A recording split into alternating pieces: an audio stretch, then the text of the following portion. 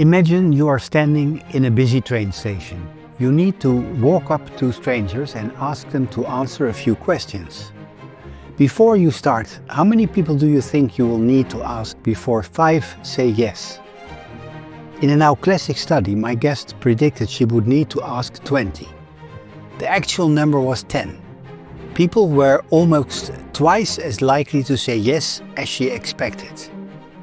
She has spent 2 decades since then putting thousands of others in that same position, and the finding has been confirmed across more than 14,000 requests. We consistently underestimate how often people will say yes to us and how hard it is for them to refuse.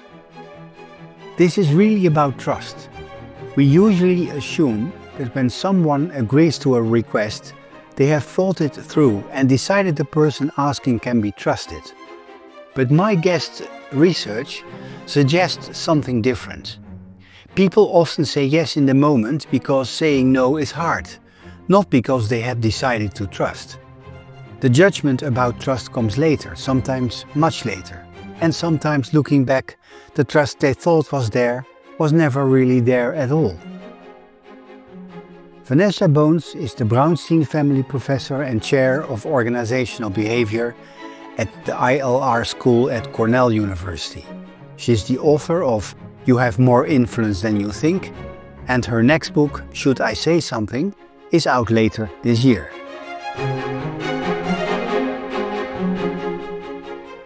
Vanessa, welcome to Trust Talk. Thank you so much for having me. In the introduction to your book, you tell the story of writing a thank you letter to the nurses who cared for your newborn daughter in hospital, but only 3 months after she was discharged. Why do we wait so long or never send the letter at all, even when we know we should? That's right. When my first child was born, she had the umbilical cord wrapped around her neck, which is not uncommon. But in her case, it was around there a bit too long, a bit too tight, and her blood sugar began to crash. And so they had to hold her in the NICU for a little while. She was completely fine in the end. But that was my first child. I was completely overwhelmed learning how to take care of a child. And the NICU nurses who were helping her seemed to be helping me just as much, if not more. Learn how to be a mom, learn how to nurse, learn how to comfort her. And I really felt like they started off my parenting and mothering journey in this way that I was forever grateful for. And as you said, I had thought this for months. I had told everyone I talked to about what it was like to have a new baby and be a mom. I had told them about how much easier I was finding because the NICU nurses had spent so much time with me and had been so helpful. But I realized that the only people I wasn't telling that to was them. And months went by, and I realized that these people who are the ones who really deserved to hear that weren't hearing it. And so I decided to write this gratitude letter. And it turns out I don't know ultimately what they thought of that letter, if anyone read it, what it meant to them. But I do know that it turns out there's research on this, on gratitude letters and how we underestimate how much other people will appreciate hearing how much we are grateful for their sort of role in our lives. What happens is we don't realize that our words are going to mean as much as they actually do. And you can imagine, being on the receiving end, if you suddenly got a letter from somebody saying, you had this huge impact on my life. Thank you so much. This is what I've done with your words of wisdom, or this is what it meant to me years later. It would mean so much to us, but we forget what it feels like to be on that side when we're the ones writing the letter. And so we often hold back. The other thing is we worry about, we don't know what to say. And we feel like we have to be perfectly articulate. And research also shows that those worries are unfounded, that you can be kind of clunky and inarticulate, and it still means so much to the person who receives it.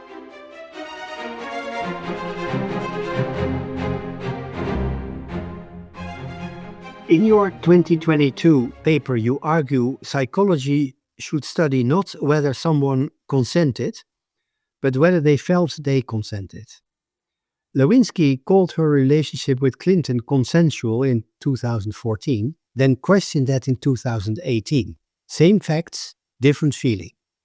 What does that gap mean for trust between unequal parties? Yes, this is a very interesting question. So, the concept of consent really isn't a big concept in general psychology or in social psychology. We really don't study it or hadn't studied it for many years. We study it in very specific kinds of contexts as opposed to this kind of experience. And what's interesting about that is that consent as a concept is really, in many ways, a legal concept.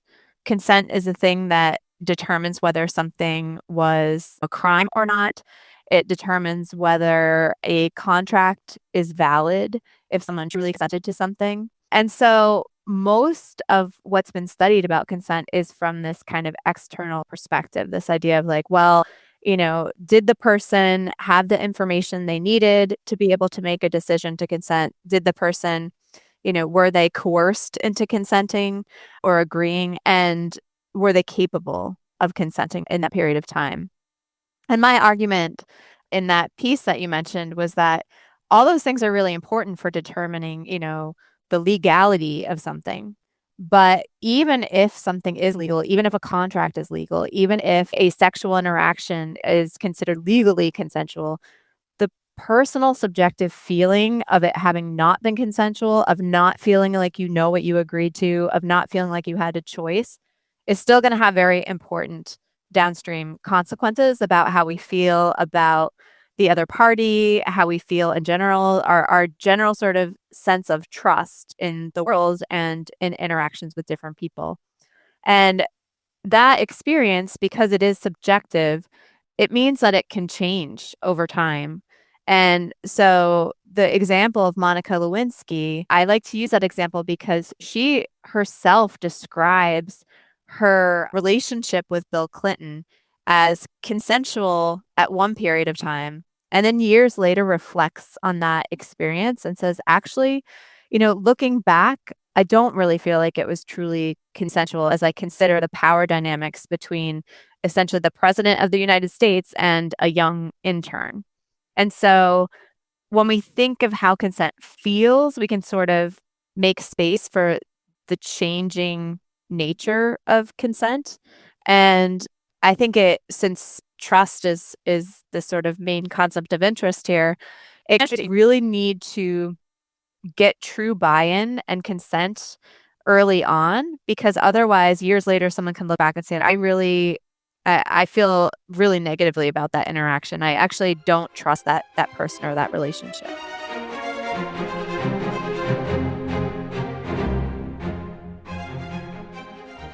Your research shows that when people ask others to do something wrong, to lie, to cheat a little, to look the other way, they often do not realize how much pressure they are putting on the person.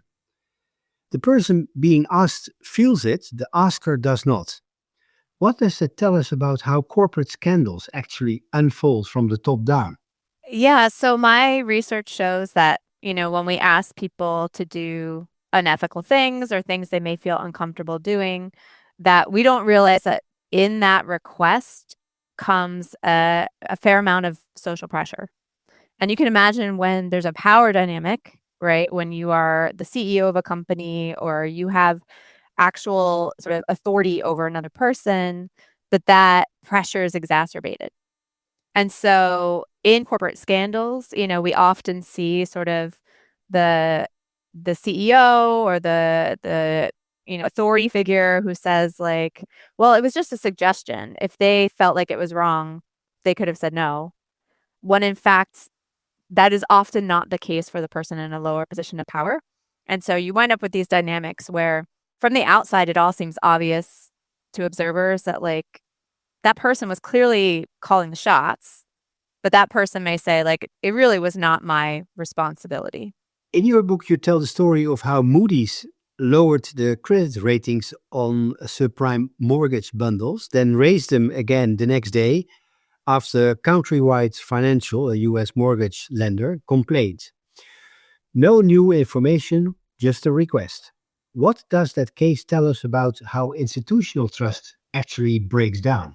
Yeah, so that's an instantiation of exactly what I was just talking about, where you have someone sort of just make a request, and it seems like just a request, but to the other party, it can feel like something that's really hard to avoid giving into. And so you wind up in this situation where there was no additional information. There's no good reason to change the credit ratings except that someone asked you to. And I think that breaks down institutional trust because it suggests that, it's not about facts, it's not about figures and really well-reasoned, rational sort of factors going into some of these decisions that are really consequential for people, but it could just be these sort of interpersonal dynamics. You know, one guy called another guy, and now that really affects my sort of stocks.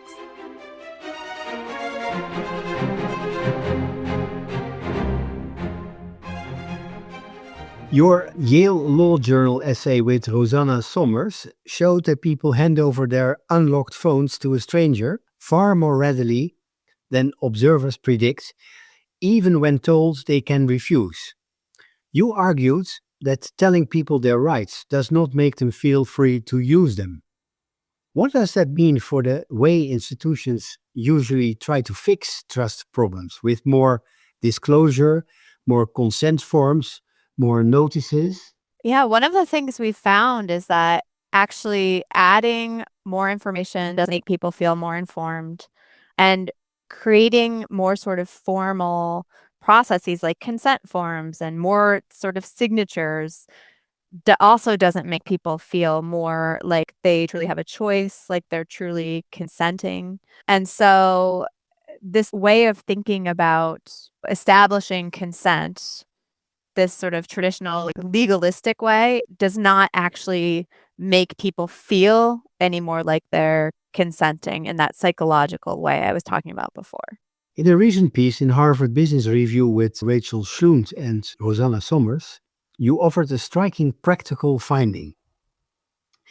Telling people they have the right to refuse a request made almost no difference to whether they felt free to say no.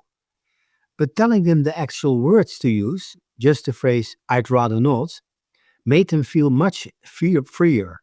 Why is it so much harder to find the words to refuse than to make the decision to refuse?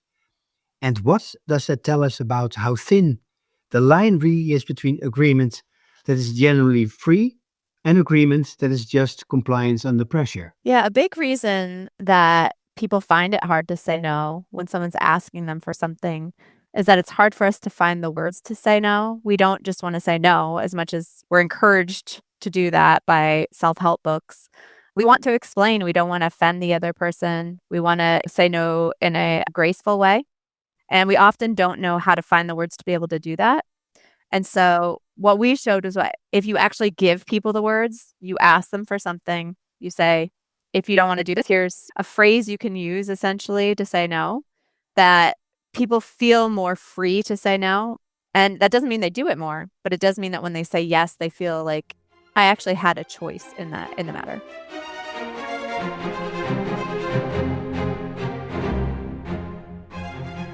You've done a lot of work on the difference between asking someone for something face to face and asking them by email.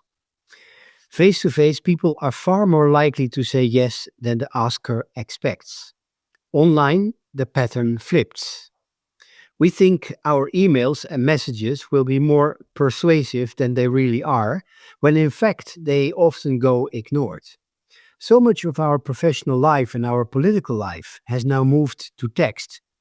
What does that do to the way we read each other and to the trust we build with each other? We lose so much of our nonverbal communication when we just email and text as opposed to talking to people in person. What we find is that even when you add the nonverbals of the phone or FaceTime, being able to see people on a video call, it still doesn't fully replicate the experience of being in person with another person. There's just something evolutionary. The way that we evolved to interact with individuals in our physical space means that we just build more trust when we're actually in someone else's physical space. And so you can build a little bit more when you use video or nonverbals like the phone, and it's definitely better than text, but you continue to lose a lot even when you rely on any kind of technology instead of actually having conversations face to face with another person. Your first book was about realizing you have more influence than you think. Your new book is about the harder question of when to use it, when to speak up, when to hold back. What pulled you from one to the other? It definitely felt like a natural follow-up. So one of the conclusions in my first book is that you sometimes wanna pull back and sometimes wanna step forward and use your influence, and I never really gave parameters for when that might be the case, when you might wanna step in, when you might wanna step back, and so it seemed like the sort of natural next step would be to articulate the kinds of situations where you wanna say something and step in or, kind of keep things to yourself. Your new book draws on a few terms that come straight out of Gen Z online culture, and I suspect some of our listeners, including myself, may not be familiar with them. To give you an example of words like sad fishing, trauma dumping, success bombing, and ghosting. I had difficulty understanding what that is. Could you briefly explain what each of them means? Then tell us what they have in common as a way of sharing or failing to share that may be quietly damaging the trust between us. That's right. And so they all refer to situations in which people are saying too much or saying too little. So that's the sort of relationship to the book about when you should say things and when you should hold back. So sad fishing, trauma dumping, and success bombing are all situations where people are saying too much. Sad fishing means I'm saying something sad that happened to me or bringing up some sad story so that you'll pay attention to me, like I'm fishing for attention. Trauma dumping means I'm talking about something really upsetting that happened to me without asking you if you're comfortable with me sharing this really sensitive information. Success bombing is talking about all my accomplishments that can feel a little bit braggy. And then ghosting is the opposite. It's when you say too little and you don't engage with someone and tell them why you rejected them for a job or why you're ending a relationship. And so there are these kind of poppy examples, as you said, in internet culture of situations that people are saying too much or saying too little.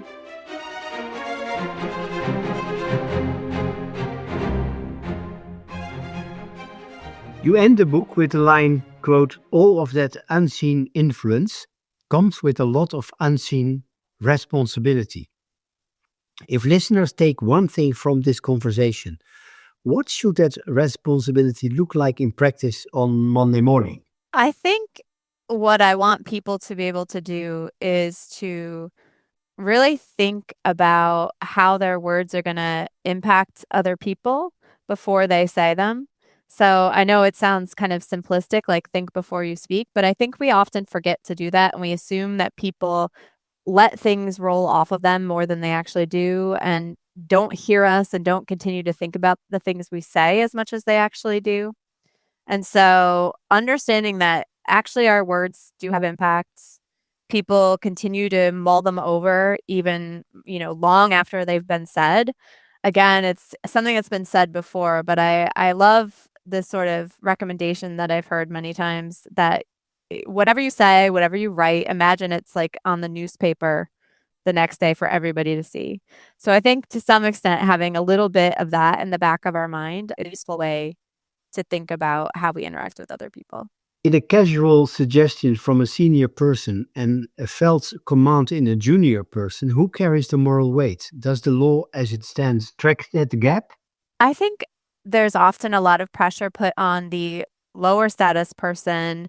And even when it's not a power dynamic, the person being asked to do something, to say no or to speak up. And I don't think that that is necessarily fair. I think it really comes down to the higher power person, the person who's asking someone for something, to really recognize the position that they're putting somebody else in. And so I think it's very much a two-way street, more so than we tend to acknowledge.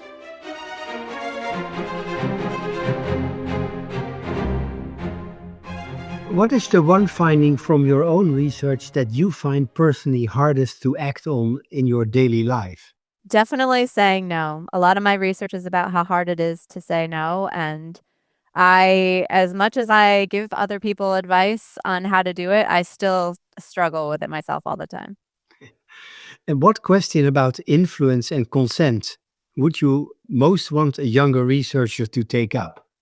I think the distinction between compliance and consent, the behavior of going along with something and feeling of doing so in a free, informed way is really fascinating. And it's not clear where that line is. It's not clear that it's in the right place legally all the time. It's also not clear where it is psychologically all the time. And I think defining where that line is between compliance and consent would be a really, really interesting area of future study. Vanessa, thank you for joining me on Trust Talk. Your research leaves us with an uncomfortable but useful thought. The people around us are listening more carefully, taking us more seriously, and complying more readily than we tend to believe. That's a quiet kind of power, and as you put it in your book, all of that unseen influence comes with a lot of unseen responsibility. It is a responsibility worth thinking about. The next time we ask someone for something, send a message we assume will be ignored, or stay silent when we could speak up. Thank you very much for being my guest today. Thank you for having me. Thank you for listening to Trust Talk. Trust is easy to praise, much harder to understand. That's what these conversations are for. Hope to see you back for the next conversation.